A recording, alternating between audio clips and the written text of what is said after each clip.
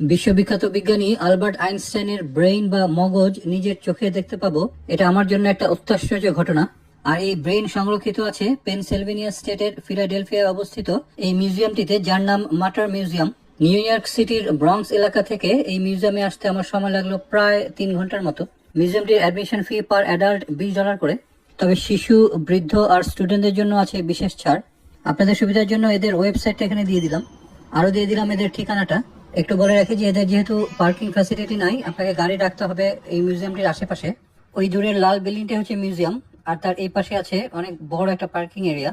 এই mobile app use করে আপনারা রাস্তায় গাড়ি রাখতে পারবেন, অর্থাৎ পার্কিং আপনাকে করতে হবে পেমেন্ট করেই। বলে রাখি যে মিউজিয়ামটিতে ছবি তোলা বা ভিডিও করা সম্পূর্ণ নিষেধ। ওরা বললো যে দূরে যে পার্পল কালারের একটা ব্যানার দেখা যাচ্ছে, এরপরে ভিডিও বা ছবি তোলা সম্পূর্ণ নিষেধ। তবে ঢুকতেই হাতের বায়ে একটা গিফট স্টোর আছে, আমরা গিফট স্টোরটা একটু ঘুরে দেখলাম।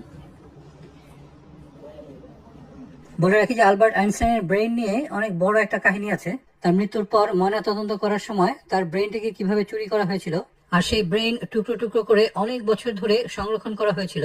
যাই হোক বন্ধুরা, এই মিউজিয়ামে যেহেতু মেইন এক্সিবিটে ছবি তোলা বা ভিডিও করা নিষেধ, আমি এখানে মিউজিয়ামের পক্ষ থেকে করা আইনস্টাইনের ব্রেইনের উপরে যে ভিডিওটা সেটা দিয়ে দিচ্ছি। আপনারা দেখতে পাচ্ছেন যে এটি হচ্ছে একটা নর্মাল ব্রেইন, আর তীর চিহ্ন দেওয়া এই অংশটার নাম হচ্ছে ইনফেরিয়র প্যারাইটাল। আর এই অংশটি হচ্ছে মানুষের জ্ঞান, বিদ্যা, বুদ্ধি এবং স্মরণ শক্তি বৃদ্ধির সহায়ক অংশ, যার অবস্থান আমাদের কানের ঠিক পেছনেই। সেটা এখানে বলা হচ্ছে যে আইনস্টাইনের ব্রেইনের এই অংশটা স্বাভাবিক মানুষের চেয়ে একটু বড় ছিল। আর এখন আমরা যেটা দেখতে পাচ্ছি এটাই হচ্ছে আলবার্ট আইনস্টাইনের অরিজিনাল ব্রেইন, যা দুই পাশে স্লাইডে করে রাখা আছে। 23টা করে মোট 46টা স্লাইড। ম্যাগনিফাইং গ্লাস দিয়ে এখানে আরো বড় করে এটিকে দেখানো হচ্ছে। বলে রাখি যে এই মিউজিয়ামটিতে শুধু আলবার্ট আইনস্টাইনের ব্রেইনই নয়, আছে দুষ্প্রাপ্য এবং দুর্লভ অনেক কিছুই। এখানে এসে দেখতে পাবেন সোপম্যানকে, দেখতে পাবেন জোড়া লাগানো অরিজিনাল শিশু।